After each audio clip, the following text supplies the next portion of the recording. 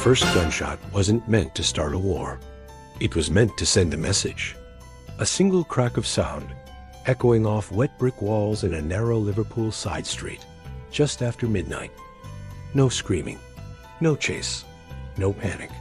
By the time anyone opened a window, the street was empty again.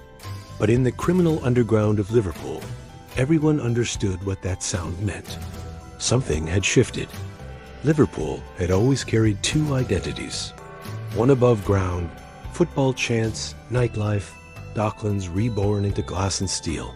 And one beneath it, an economy that didn't exist on paper, cash that moved without receipts, containers that arrived heavier than they left, men who never raised their voices because they never needed to.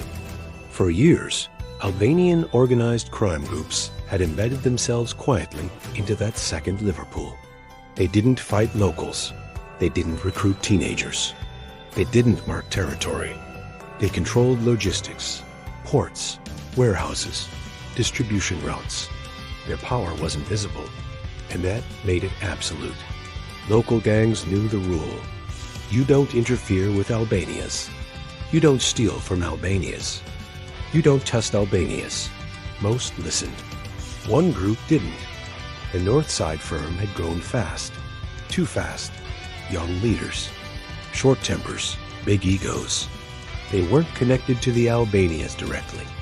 Only through intermediaries. Men who handled transfers without names, faces, or explanations. One night, a courier didn't arrive. No alarms went off. No one panicked. And that's where the misunderstanding began. A sports bag appeared unattended in a parking structure near the docks. Inside, tightly bundled cash. No drugs, no weapons, just money. A lookout said, probably abandoned. Another said, probably insured. The leader said, take it. They celebrated that night. They drank too much.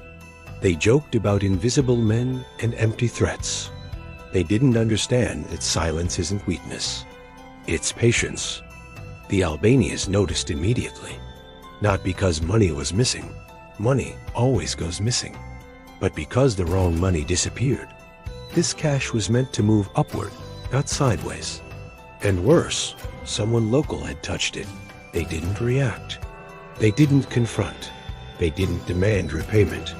They began watching. Who suddenly spent more? Who changed routines? Who talked louder than usual? Psychologists later described it as pre-violence assessment, understanding fear responses before creating fear. Nothing happened for 3 days. That silence drove the Northside firm insane. And one man didn't show up. Then another. No bodies. No messages. Just absence. Phones rang once and went dead. Cars idled across streets without drivers inside. Someone stood outside a flat for 4 hours and never knocked. This wasn't violence. It was pressure. And pressure breaks people faster than bullets. Detectives noticed a shift. Street informants stopped calling. Known dealers changed phones overnight. Entire areas went quiet. That kind of silence doesn't happen naturally. But every lead evaporated. No witnesses. No CCTV footage. No cooperation. Fear was doing the Albanians' work for them. The first body appeared behind a betting shop. One shot to the chest. No robbery.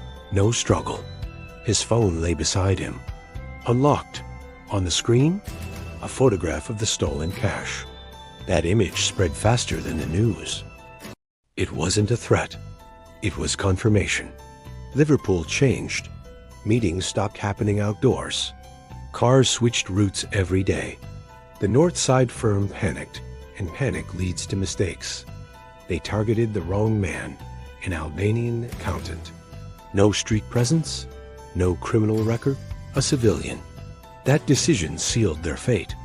The response wasn't explosive. It was surgical. Cars burned across different neighborhoods within minutes. Safe houses were exposed. Money trails collapsed. People disappeared from leadership positions. Police later admitted something terrifying. It felt like watching an organization dissolve itself. That's what psychological warfare does. The final night didn't feel like a war. No sirens, no mass violence. Just precision. Leaders neutralized. Messengers intercepted. Silence restored. By morning, the North Side firm no longer existed. Not dismantled, erased. The stolen money was never recovered. No Albanian leaders were arrested. Cases stalled, files closed. Liverpool went back to normal. But something had changed.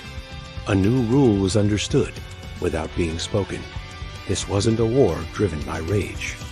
It was driven by certainty. That power doesn't need noise. That revenge doesn't need speed.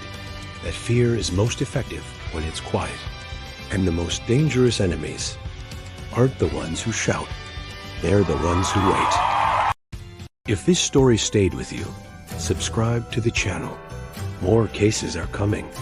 Stories that were quiet, forgotten, and never fully explained.